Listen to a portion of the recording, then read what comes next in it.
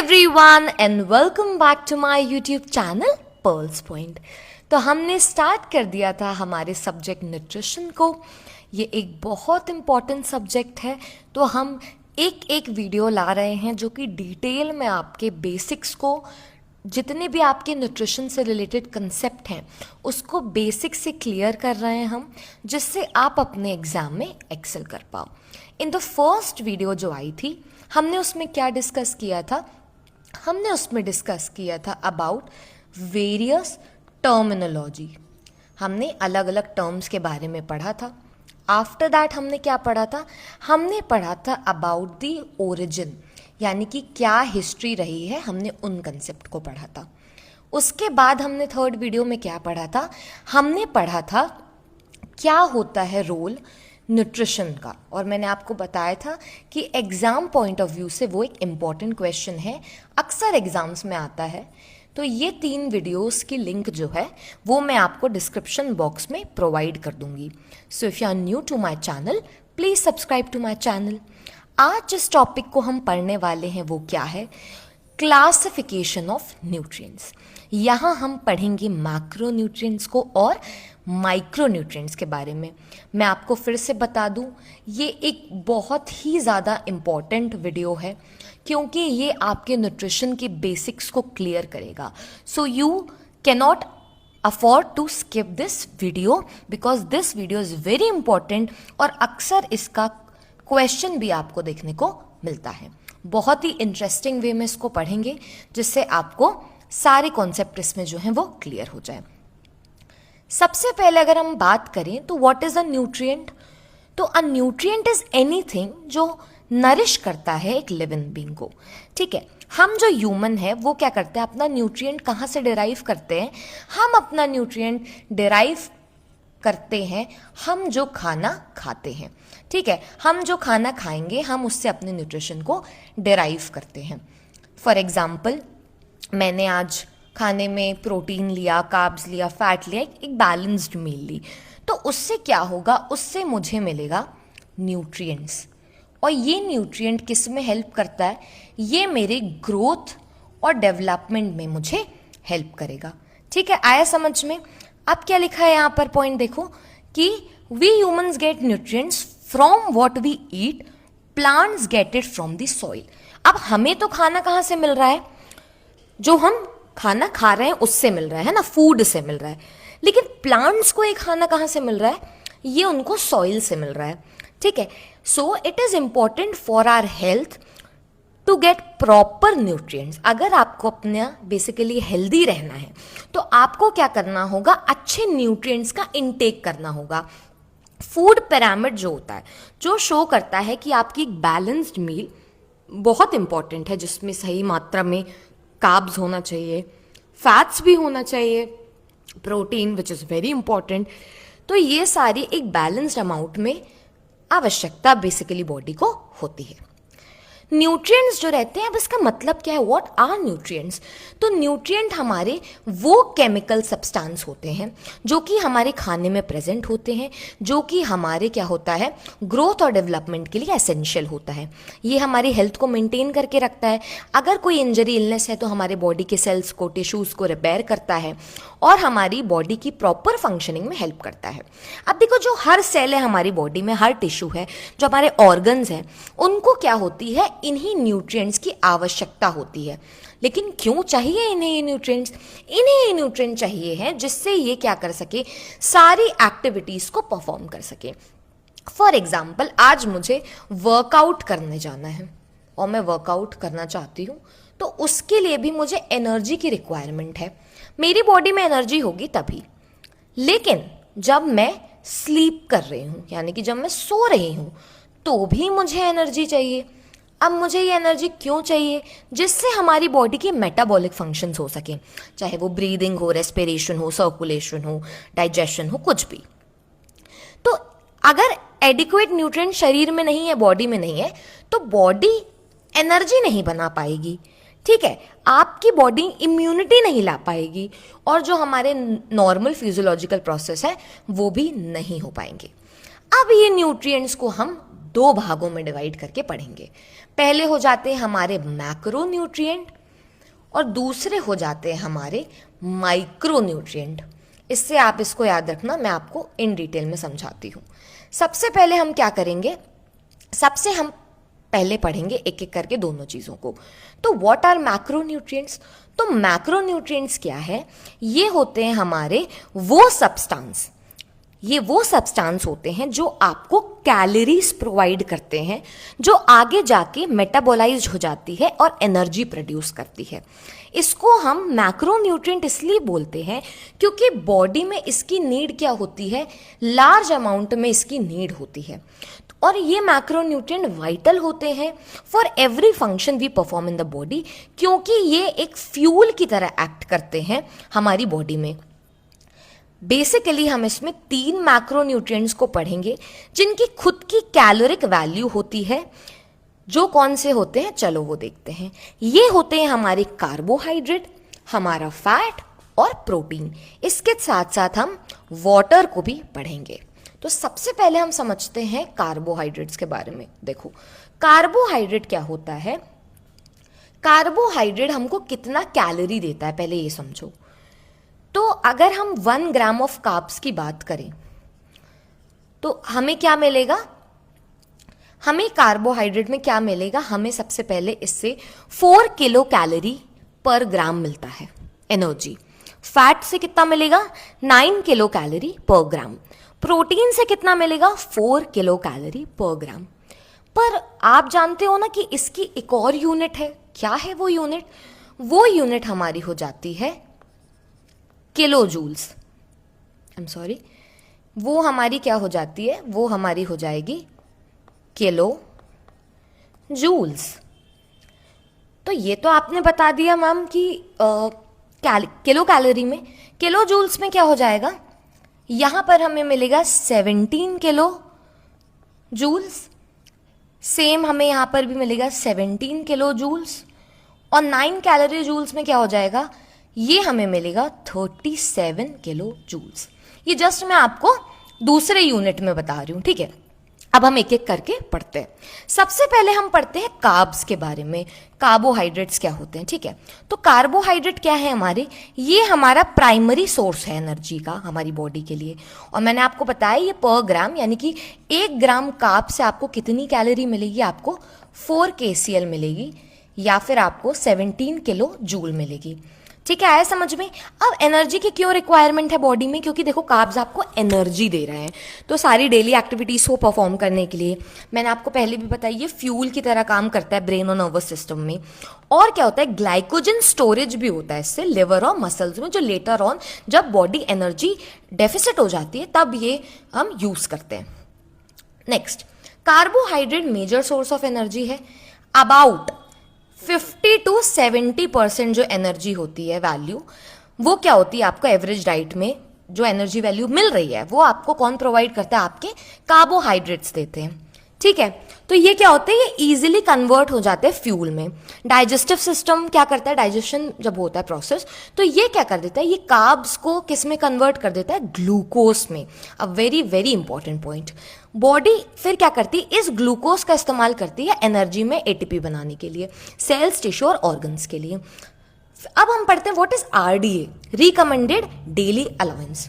ये क्या होता है, ये वो अमाउंट होता है न्यूट्रिएंट्स का, ये वो अमाउंट होता है कैलोरी का जो एक ह्यूमन बीइंग हम लोग क्या करते हैं, इनटेक लेते हैं। कितना, लेकिन ये अमाउंट होगा जितना नेसेसरी है, आवश्यक है हमारी बॉडी के लिए, अच्छी हेल्थ के लिए। Calculated for males and females of various ages, ये हम अलग अलग निकालते हैं, ठीक है। अलग अलग एज के लिए अलग अलग आरडीए होता है, जो कि किसके द्वारा निश्चित किया जाता है, नेशनल रिसर्च काउंसिल के द्वारा। चिल्ड्रन और एडल्ट जो रहते हैं should consume at least 45 to 65% carbohydrates diet में होना ही चाहिए, या फिर सिंपल ग्राम्स की भाषा में करें तो 130 gram of carbohydrate per day. अच्छा, अब आपको मान लो फाइंड आउट करना है ग्राम्स ऑफ कार्ब्स, कि कितना जो है वो कार्बोहाइड्रेट्स नीड बेसिकली होती है। तो आप क्या करोगे, आप कैलकुलेट करोगे 45 to 65 of your total calorie intake, और फिर हम उसको क्या कर देंगे, डिवाइड कर देंगे बाय 4। फॉर एग्जाम्पल ये आप कैसे कैलकुलेट करोगे, 40 मान लो आप 2000 कैलोरी का डाइट ले रहे हो, ठीक है। तो क्या करोगे आप, सबसे पहले तो आपको निकालना है 45% इसका, तो 45/100 इंटू क्या हो जाएगा ये अपना 45% ऑफ 2000, तो ये क्या आ जाएगा आपका नियर अबाउट ये आता है 900। और फिर आप क्या करोगे, फिर आप इसको डिवाइड कर दोगे। किससे डिवाइड कर दोगे, जो आपका 900 आंसर आया है ना, उसको आप डिवाइड कर दोगे 4 से, तो आपका क्या आ जाएगा कि आपको 225 से 325 ग्राम पर डे कार्ब आपकी डाइट में होना चाहिए। अच्छा, लेकिन ये डाइटरी सोर्सेस क्या है, हमें कार्ब्स मिलेगा कहाँ से? तो ये कार्बोहाइड्रेट हमें मिलेंगे चिल्ड्रन में, अडल्ट में, सॉरी ये जो इंपॉर्टेंट सोर्स है कार्बोहाइड्रेट्स के चिल्ड्रन और अडल्ट में, आपको किस में मिलेंगे, सीरियल्स में, मिलेट्स में, पल्सेस में, शुगर में, जैगरी में, ठीक है। और मिल्क और शुगर जो रहते हैं इसके इंपॉर्टेंट सोर्स माने जाते हैं इन्फेंट के लिए। अब हम बात कर लेते हैं किस चीज़ की, प्रोटीन की बात कर लेते हैं। क्या है प्रोटीन? प्रोटीन जो है उसको हम कंसिडर करते हैं as the building block of body tissues, और ये एज अ फ्यूल भी काम करता है। प्रोटीन हमारे लिए क्यों इंपॉर्टेंट है? क्योंकि ये ग्रोथ में हेल्प करते हैं बच्चों में, और ये मेंटेन करते हैं बॉडी वेट को अडल्ट्स में।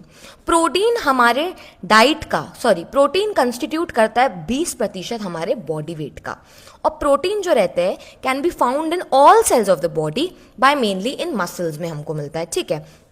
जो फूड रिच होता है प्रोटीन में वो क्या होता है, meat, poultry, fish, nut, egg, milk and milk products. अच्छा, ये प्रोटीन बने किससे होते हैं? ये प्रोटीन बने होते हैं अमीनो एसिड से। क्या होती है अमीनो एसिड? जब हम प्रोटीन की यूनिट डील करेंगे ना, तब बहुत ही अच्छे तरीके से उसको भी डिस्कस करेंगे। तो ये जो न्यूट्रिएंट वैल्यू होता है प्रोटीन का, ये डिपेंड करता है कि अमीनो एसिड का कंटेंट कितना है, और 1 ग्राम प्रोटीन अपन को कितना कैलोरी देता है, 4 किलो कैलोरी। अच्छा, एक इंपॉर्टेंट पॉइंट, अब हम समझ रहे हैं क्या, प्रोटीन रिक्वायरमेंट के बारे में, ठीक है। प्रोटीन रिक्वायरमेंट,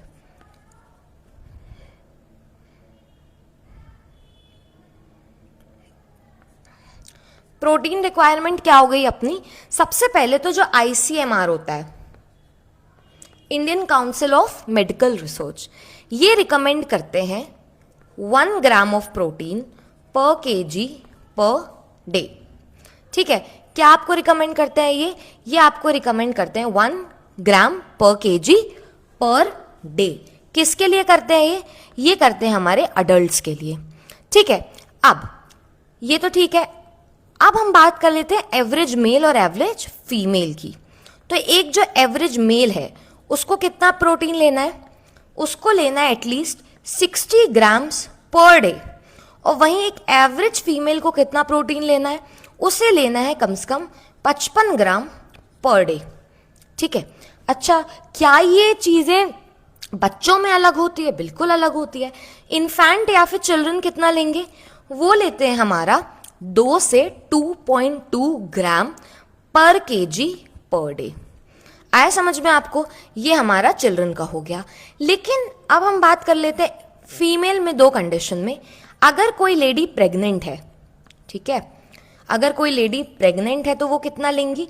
उनको अपनी डाइट में 15 ग्राम जो प्रोटीन है पर डे डेली रिक्वायरमेंट के साथ ऐड ऑन करना पड़ेगा। और वहीं अगर वो लैक्टेटिंग है, ठीक है, अगर वो लैक्टेटिंग है तो वो कितना लेंगी? अगर वो लैक्टेटिंग है तो वो 25 ग्राम ऐड कर देंगी, ठीक है। वो कितना ऐड कर देंगी? वो ऐड कर देंगी अपना 15 ग्राम एडिशनल। तो आई होप ये आपको क्लियर होगा। ये मैंने एक टेबल डाल दिया आप लोग के लिए, अगर आपको बनानी हो कभी एग्जाम में तो ये आप देख सकते हो। मैंने पहले ही अभी इसको एक्सप्लेन कर दिया कि क्या कैसा है, इसमें वुमेन का बता दिया, इन्फेंट का बता दिया, ये एज वाइज है तो आप देख सकते हो, ठीक है। फैट्स की बात कर लेते हैं। फैट क्या होता है? फैट सबसे कंसंट्रेटेड सोर्स ऑफ एनर्जी माना जाता है। 9 किलो कैलोरी मिलता है। फैट एक मेजर न्यूट्रिशनल एलिमेंट है और एक वाइटल एस्पेक्ट रखता है हेल्दी डाइट के लिए। फैट की आवश्यकता क्यों है बॉडी में? बॉडी के टेम्परेचर को मेंटेन करने के लिए।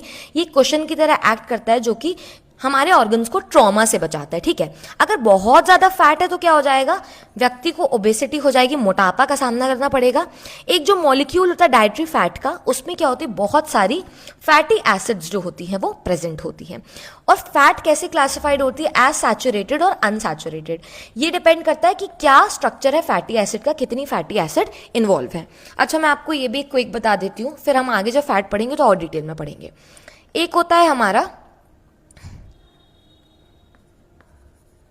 सैचुरेटेड फैट, ठीक है। जो हमारा सैचुरेटेड फैट होता है ना, ये क्या होता है, या तो ये सॉलिड होता है या तो ये सेमी सॉलिड होता है। कब, रूम टेम्परेचर पर, ठीक है, रूम टेम्परेचर पर। और यहां पर जो फैटी एसिड प्रेजेंट होती है ना, यहां पे आपको फैटी एसिड में बहुत सारे हाइड्रोजन के एटम अटैच्ड मिलते हैं, मैक्सिमम। और ये आपका सोर्स क्या होता है सैचुरेटेड फैट का, मीट हो गया, पोल्ट्री हो गया, चीज हो गया, एग हो गया। आया समझ में आपको? अच्छा, सैचुरेटेड के साथ अब हम क्या पढ़ लेते हैं, पॉलीसैचुरेटेड फैट पढ़ लेते हैं। क्या है हमारा पॉलीसैचुरेटेड फैट? पॉलीसैचुरेटेड फैट क्या हो जाएगा हमारा, ये लिक्विड होता है रूम टेम्परेचर पर, ठीक है। और यहां पर क्या होता है, आपको मिसिंग H2 एटम देखने को मिलता है, ठीक है, मिसिंग देखने को मिलता है आपको, वो चीजें मिसिंग, यहाँ पे जो H2 एटम रहता है वो मिस होता है। ये आपको प्लांट सोर्सेस से मिलता है, ठीक है। ये शॉर्ट में हमने पढ़ लिया कि आपको एक ब्रीफ ओवरव्यू मिल जाए। अब हम डील कर लेते हैं अबाउट द माइक्रो न्यूट्रिएंट्स। तो ये माइक्रो यानी कि छोटे अमाउंट में रिक्वायर होता है हमारी बॉडी में, इसको अपन ट्रेस एलिमेंट्स भी बोलते हैं। और इसमें कौन आ जाता है हमारा, वाइटामिन और मिनरल्स आ जाता है। वाइटामिन क्या है, वाइटामिन हमारे वो माइक्रो न्यूट्रिएंट्स है जो कि हमारे को रिक्वायर होते हैं छोटे स्मॉल अमाउंट में। ये वो ऑर्गेनिक कंपाउंड्स होते हैं जो कि क्या होते हैं, स्मॉल क्वांटिटीज में अकर होते हैं, नेचुरल फूड में ये मिलते हैं और हमारे ग्रोथ और मेंटेनेंस के लिए बहुत इंपॉर्टेंट है। Many of them can not be synthesized at least in adequate amounts by the body and must be obtain from the diet. आपको वाइटामिन अपनी डाइट के थ्रू ही लेना है। हम 15 अलग अलग वाइटामिन के बारे में आज तक हमने आइसोलेट करवाया है प्योर स्टेट से फ्रॉम नेचुरल फूड। और वाइटामिन कौन कौन से होते हैं, ये आपके 2 तरीके से होते हैं। बहुत आगे चल के पूरी यूनिट है, बहुत ही अच्छे तरीके से पढ़ेंगे, जस्ट एक ओवरव्यू ले रहे हैं। What is fat soluble vitamin, इसमें कौन कौन से आ जाते हैं, इसमें आ जाता है A, D, E, K। Vitamin E को रेटिनॉल बोलते हैं, D को कैल्सिफेरॉल, वाइटामिन E को टोकोफेरॉल और K को क्यूनॉल। वाटर में आ जाएगा हमारे सारे बी कॉम्प्लेक्स वाले, B1, B2, B3, B6, B12, B9, ठीक है। ये वाली सारी चीज़ आ जाएंगी। वाइटामिन C भी आ जाता है। बहुत अच्छे से आगे पढ़ेंगे। मिनरल्स क्या है, मिनरल्स हमारे वो एलिमेंट्स हैं जो कि केमिकल सब्सटेंसेस हैं। ये बॉडी टिश्यूज और फ्लूइड्स में पाए जाते हैं। ये अकर करते हैं फूड में सॉल्ट के फॉर्म में। जो बॉडी है वो कंटेन करती है अबाउट 24 मिनरल्स जो कि हमारी डाइट ही क्या करती है, प्रोवाइड करती है। ये 2 टाइप के होते हैं, एक होता है मैक्रो मिनरल्स और एक होता है हमारा ट्रेस मिनरल्स। इसको भी देख लेते हैं। जो हमारे माइक्रो मिनरल्स होते हैं उसमें क्या क्या आ जाएगा, calcium, phosphorus, manganese, sodium, potassium, chloride और सल्फर। ट्रेस का मतलब क्या है, ट्रेस का मतलब होता है बहुत लिटिल क्वांटिटी में बट बॉडी में उसकी इक्वली रिक्वायरमेंट होती है। ट्रेस मिनरल्स में क्या आ जाएंगे, आयरन, मैग्नीज, कॉपर, आयोडीन, ये सारे। इन सबके अपने अलग अलग फंक्शंस होते हैं बॉडी में। जैसे कि कैल्शियम की जरूरत किसके लिए होता है, आप सबको पता है, बोन्स और टीथ के लिए। फॉस्फोरस की रिक्वायरमेंट क्यों है, ये कंस्टिट्यूएंट होता है बॉडी सेल्स का, सॉफ्ट टिश्यू का, जैसे कि मसल और लिवर का। आयरन कॉपर की रिक्वायरमेंट है हीमोग्लोबिन के प्रोडक्शन के लिए। जिंक की क्यों है, ये भी कंस्टिट्यूएंट होता है एंजाइम का। और ये अब हम इस टेबल से पढ़ लेते हैं। ये इतना इतना हमको रिकमेंडेड डेली इनटेक है हर मिनरल का, तो आप इसको लर्न कर सकते हो। आगे मिनरल के चैप्टर में हम पढ़ेंगे क्या होते हैं मिनरल के फंक्शन। सबसे पहले ऑस्मोटिक प्रेशर को मेंटेन करता है, इसीलिए जो एक्सचेंज होता है वाटर और सॉल्यूट्स का with in the animal body बहुत अच्छे से होता है। ये एसेंशियल कॉन्स्टिट्यूएंट होता है हमारे स्केलेटल स्ट्रक्चर का, जैसे कि हमारे बोन्स और टीथ्स में प्रेजेंट होते हैं। ये एक स्ट्रक्चरल कंस्टिट्यूएंट होता है हमारे जितने भी बॉडी में सॉफ्ट टिश्यू प्रेजेंट होते हैं। देखो एक छोटा सा समझते हैं, सोडियम क्या है, ये फ्लूइड बैलेंस में इंपॉर्टेंट होता है, नर्व ट्रांजिशन में। ये आपके सोर्सेज है, नमक में, सोया सॉस में, प्रोसेस फूड में, मिल्क में। क्लोराइड क्या होता है, फ्लूइड और स्टमक एसिड को बेसिकली प्रॉपर बैलेंस बना के रखता है। Table salt, milk. पोटेशियम किस में मिलता है अपन को, मीट, फ्रेश फ्रूट्स, वेजिटेबल्स, ठीक है। Calcium very important, healthy bones के लिए, टीथ्स के लिए, मसल के लिए इंपॉर्टेंट है, जिससे वो अच्छे से रिलैक्स और कॉन्ट्रैक्ट कर सके। मिल्क और मिल्क प्रोडक्ट्स में ये मिलता है। ट्रेस एनिमल क्या ट्रेस मिनरल्स क्या थे, सॉरी, ह्यूमन बॉडी जो है उसको ट्रेस मिनरल की आवश्यकता होती है बहुत छोटे अमाउंट में। यहाँ पे आयरन को हम ट्रेस मिनरल बोलते हैं। जो अमाउंट होता है आयरन का वो बहुत नीडेड होता है बॉडी से, other than any micro mineral. क्यों? क्योंकि मैंने आपको बताया हीमोग्लोबिन के सिंथेसिस के लिए। फंक्शन और सोर्सेज जो होते हैं ट्रेस मिनरल का वो मैंने इस टेबल में डिस्कस कर दिया है। आयरन बहुत इंपॉर्टेंट पार्ट होता है, एक basically part of molecule haemoglobin जो आरबीसी में हमको मिलता है, ऑक्सीजन कैरी करता है और मेटाबॉलिज्म के लिए बहुत इंपॉर्टेंट है। आयरन के सोर्स ये सारे लिखे हुए हैं। जिंक ये भी हमारे बहुत सारे एंजाइम्स का पार्ट होता है तो बहुत इंपॉर्टेंट होता है, मीट, फिश, पोल्ट्री में मिलता है। आयोडीन ये थायराइड हार्मोन में मिलता है हमको, रेगुलेट करता है ग्रोथ और डेवलपमेंट को। सेलेनियम ये एक एंटीऑक्सीडेंट है, आप और अच्छे से देख लेना। ये मैंने इसके और यूजेस भी डाल दिए हैं, ये हम आगे मिनरल्स में करेंगे। लास्ट हमारा इसका पार्ट आ जाता है, दैट इज वाटर। वाटर क्या है? वाटर एक एब्सोल्यूट एसेंशियल पार्ट होता है हमारी हेल्दी डाइट का। विदाउट प्रॉपर हाइड्रेशन जो फंक्शन होता है न्यूट्रिएंट्स का वो अच्छे से परफॉर्म नहीं हो सकता। वाटर हमारे कार्ब्स के लिए इंपॉर्टेंट है। क्यों इंपॉर्टेंट है? जिससे वो डिजोल्व हो सके ग्लूकोज में। मिनरल्स के लिए इंपॉर्टेंट है जिससे सही तरीके से फंक्शन कर पाए। फैट के लिए इंपॉर्टेंट है कि वो वाइटल ऑर्गन्स को प्रोटेक्ट कर सके। तो जो प्रेजेंस होता है वाटर का बॉडी में वो न्यूट्रिएंट के साथ मिलकर काम करते हैं और प्रॉपर फंक्शनिंग इसमें होती है। फंक्शन क्या होते हैं पानी के? सबसे पहले एसेंशियल होता है कि कंस्टिट्यूएंट है हमारे सारे सेल्स का, एक मीडियम फॉर ट्रांसपोर्टेशन की तरह एक्ट करता है जिससे न्यूट्रिएंट्स एक्सचेंज होते हैं बॉडी में। मेटाबॉलिक रिएक्शन जब भी होते हैं विद इन द सेल तो वाटर एक मीडियम की तरह क्या होता है, एक्ट करता है। वाटर असिस्ट करता है बॉडी टेम्परेचर के रेगुलेशन के लिए, बहुत इंपॉर्टेंट है अच्छे से पानी पीना। वाटर क्या है? एक वैल्यूएबल सॉल्वेंट है जिसमें अलग अलग सब्सटेंसेस जैसे कि आपके बॉडी के electrolytes, hormones, enzymes, vitamins carry हो जाते हैं एक प्लेस से दूसरे में, एज अ लुब्रिकेंट एक्ट करता है। ये क्या होता है? ये एक फॉर्म करता है एक पार्ट हमारे बॉडी टिश्यू में, जैसे कि एमनियोटिक फ्लूइड सराउंड करता है और प्रोटेक्ट करता है फीटस को प्रेगनेंसी में, आप सबको पता है। तो यहाँ पर पानी का इंपॉर्टेंस है। ये मेंटेन करता है जो भी टेक्सचर है, फॉर्म है टिश्यू का, उसको उसी शेप में, और मेंटेन करता है acid base balance, a very very important point two ponder. Requirement कितना है? For the maintenance of normal fluid balance ये नेसेसरी है कि बॉडी का वाटर इनटेक आउटपुट जो है वो अप्रोक्सीमेटली इक्वल हो। भारत में जो एवरेज फ्लूइड इनटेक हो और आउटपुट होता है वो क्या होता है? 2500 ml यानी कि 2.5 लीटर 24 घंटे के अंदर। तो मिनिमम आपको 6 से 8 ग्लासेस तो पीनी ही है। तो वो रिकमेंडेड होती है एक व्यक्ति को एक्टिव रहने के लिए। जो कंजम्पशन होता है वाटर का वो डिपेंड करता है क्या क्लाइमेट है, जैसे गर्मी आती है, अभी गर्मी का मौसम चल रहा है तो सब ज़्यादा पानी पीते हैं। स्टैंडर्ड ऑफ लिविंग पे कितने आप फिजिकल एक्टिविटीज़ में इन्वॉल्व हो, क्या हैबिट है आपकी, तो पानी आपको पीना है। एंड एक पढ़ाई के साथ साथ एक जेंटल रिमाइंडर भी है। क्या है ये जेंटल रिमाइंडर? कि you have to stay hydrated, क्योंकि इससे आपको ग्लो भी मिलेगा। फिर इसका लास्ट पार्ट है, 2 टाइप के न्यूट्रिएंट और होते हैं, ऑर्गेनिक और इनऑर्गेनिक न्यूट्रिएंट्स। तो अलग अलग केमिकल स्ट्रक्चर के अकॉर्डिंग न्यूट्रिएंट 2 कैटेगरी में, ऑर्गेनिक और इनऑर्गेनिक। ऑर्गेनिक न्यूट्रिएंट में क्या होता है? कार्बन प्रेजेंट होता है उसके केमिकल स्ट्रक्चर में, पर इनऑर्गेनिक में ऐसा नहीं होता, कार्बन स्ट्रक्चर में प्रेजेंट नहीं होता। ऑर्गेनिक न्यूट्रिएंट्स में कार्ब्स, लिपिड्स, प्रोटीन, विटामिन्स होते हैं। इनका बेसिक स्ट्रक्चर में कार्बन होता है। इनका न्यूट्रिएंट जो रहता है वो एनर्जी यील्डिंग न्यूट्रिएंट्स कहलाता है। जबकि इनऑर्गेनिक इसमें मिनरल्स आ जाते हैं, ये आपकी ग्रोथ के लिए इंपॉर्टेंट है। इनऑर्गेनिक न्यूट्रिएंट में कार्बन नहीं होता। ये 2 ग्रुप है इनऑर्गेनिक फूड्स के जिनकी हमें आवश्यकता होती है। क्या में? वाटर और मिनरल्स आ जाते हैं इसमें। तो ये हमने इन डेप्थ में पढ़ लिया about the classification of nutrient. Important topic है, बहुत अच्छे से मैंने एक्सप्लेन कर दिया है। कोई भी क्वेरी है तो आप पूछ सकते हो, मैं ट्राई करूंगी कि मैं उसको बहुत अच्छे से आपके लिए सॉल्व कर दूं, जो भी आपका कमेंट होगा। वीडियो पसंद आई हो तो भी मुझे कमेंट सेक्शन में बताना। तो अब हम मिलते हैं नेक्स्ट वीडियो में, जिसमें हम डिस्कस करेंगे कौन कौन से फैक्टर्स होते हैं जो हमारे न्यूट्रिशन को अफेक्ट करते हैं। वो भी एग्जाम के लिए बहुत इंपॉर्टेंट क्वेश्चन है। सो वीडियो पसंद आई हो तो वीडियो को लाइक कर दो, चैनल को सब्सक्राइब कर दो, अपने फ्रेंड्स के साथ शेयर कर दो। मिलते हैं नेक्स्ट वीडियो में। Thank you so much.